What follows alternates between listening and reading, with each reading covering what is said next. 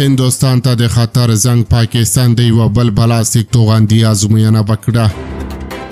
سلامونه ستړي مشئ، وخت مو په خیر. پام وکړئ د ایران ټي وي یوټیوب چینل څخه د نن ورځې تازه او مهم خبر ته.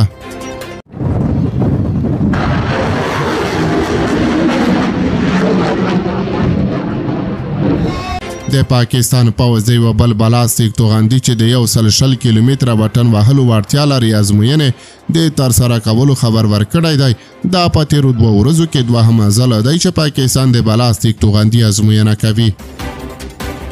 پاکستان د بلاستیک توغندیو ازموینې داسې وخت کې کوي چې د هندوستان تر ولکې لاندې کشمیر کې د اپریل په 22مه د شوي خونړۍ حملې راهیسې د پاکستان هندوستان ترمنځ مناسبات مخ په ډیریدونکې توګه ترینګلي شوي دي.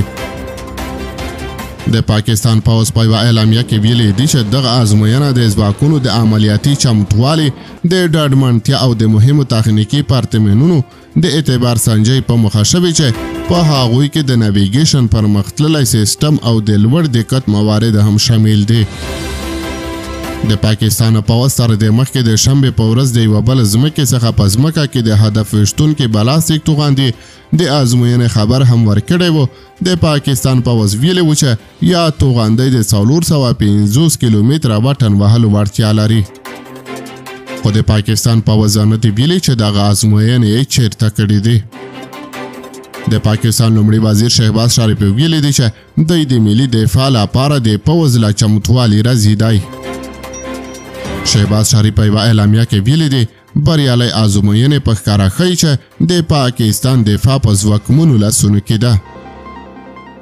پاکستان وروسته له هغې د توغندیو ازموینې پیل کړي دي چې د هندوستان لومړي وزیر نریندرا مودي د هند تر ولکې لاندې کشمیر کې پر سیلانیانو د شوي حملې وروسته وویل چې د دغه حملې د ځواب لپاره یې خپل پوځ ته بشپړه عملیاتي ازادي ورکړې ده. هندوستان وایي چې د پهلګام حملې تر شا د پاکستان لاس دی، خو اسلام آباد د نوي ډیلي دغه ادعاوې رد کړي دي او غوښتي یې دي چې په دې هکله د خپلواکه څېړنه وشي.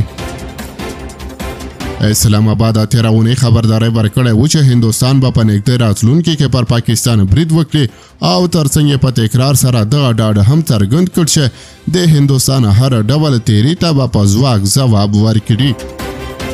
په این حال کې د امریکا متحده ایالاتونو په ګډون د نړۍ یو شمېر رهبرانو له هندوستان او پاکستان غوښتي چې په سیمه کې د کړکېچ د لا پراخېدو د مخنیوي لپاره د لا زغم څخه کار واخلي. په دې لړ کې نن د ایران د بهرنیو چارو وزیر د منځګړیتوب لپاره اسلام آباد ته رسېدلی دی. پاکستان او هندوستان پر کشمیر سیمه اختلاف لري چې پر سر یې تر اوسه څو ځلې جګړې هم شوې دي. د کشمیر په یوه برخه پاکستان او په بله هندوستان کنټرول لري. دغه برخې د لاین آف کنټرول په نوم کرښې سره بېلې کړي دي. د راپورونو له مخې دغې کرښې ته د نږدې کلیو اوسېدونکي وایي د کشمیر وروستۍ حملې راهیسې پاکستاني او هندي ځواکونه هره شپه یو پر بل ډزې کوي.